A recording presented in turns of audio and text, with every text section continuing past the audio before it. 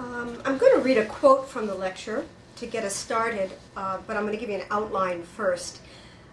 The lectures on decisions and tests and choosing your destiny can seem deceptively simple.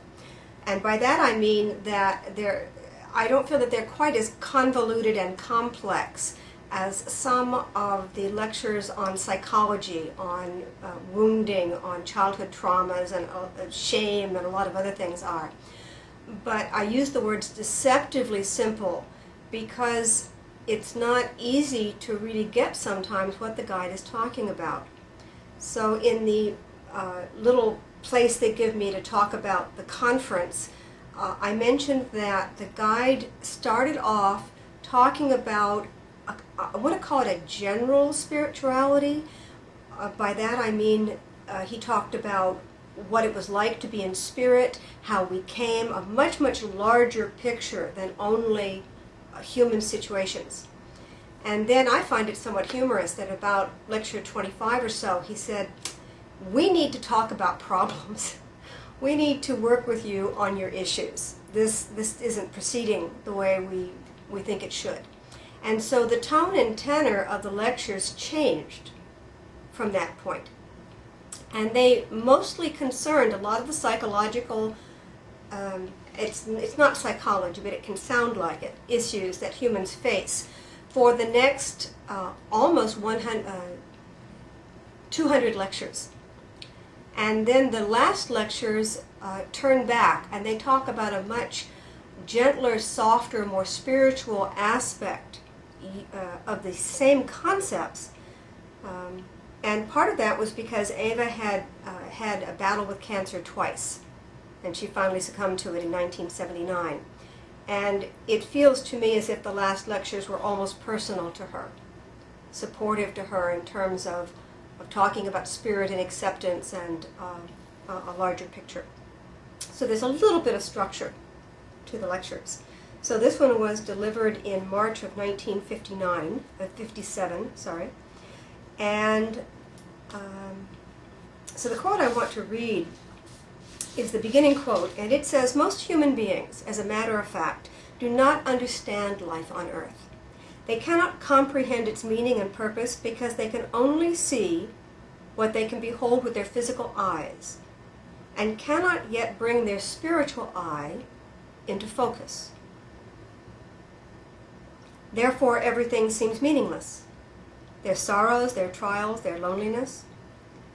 But when you understand that this life is one of many learning periods, one link in a long chain, you will at first sense and later comprehend more fully the connections. And thus you can bear the deprivations of this life. And thus you can pass the tests and fulfill the conditions necessary to enter a higher state of existence, a permanent happiness that cannot be taken away by any outside force. However, since your view behind the veil is limited, you cannot see that this rhythm is not at all broken, but continues in its own way, according to a system, if I may say so, which you cannot yet see in its totality." So I know that you can all read the lectures.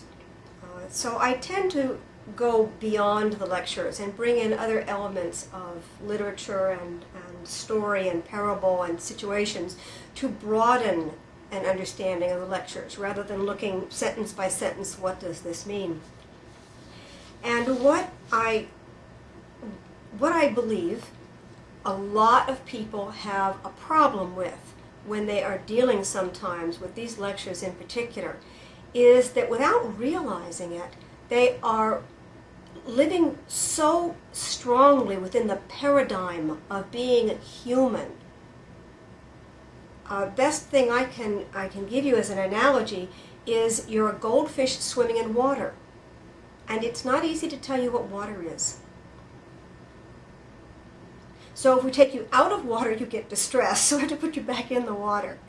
It's not easy for a fish to comprehend the medium that is working within.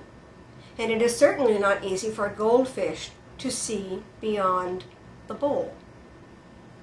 Now, I used to feel really sorry for goldfish. I'd never permit my children to have one because I thought of this sentient being trapped in a bowl their whole life. It was cruelty beyond all imagining. And I've picked up a fact in the last few months that goldfish have a 30-second memory. Now, maybe they used this in Finding Nemo. Maybe they invented it. I don't know. But I think I could tolerate having a goldfish if the truth is that after 2 cycles, they don't remember the first 2. And so the second circles around the bowl, the third and fourth circles around the bowl, are a novel experience, as are number 5 and 6 and 7 and 8 and 9 and 10.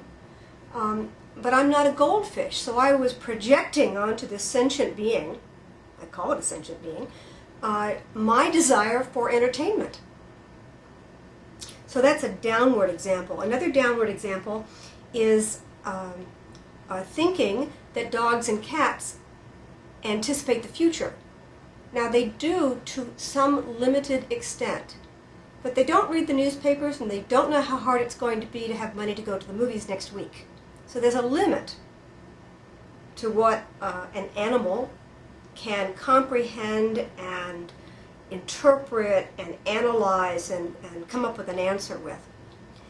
If we extend that past us as humans into spirit, to some extent it's like trying to teach a goldfish what the outside world is like when they've only got a 30-second memory in the first place and you may not be able to finish the first sentence. And that paradigm is very hard for us to get out of because we're human.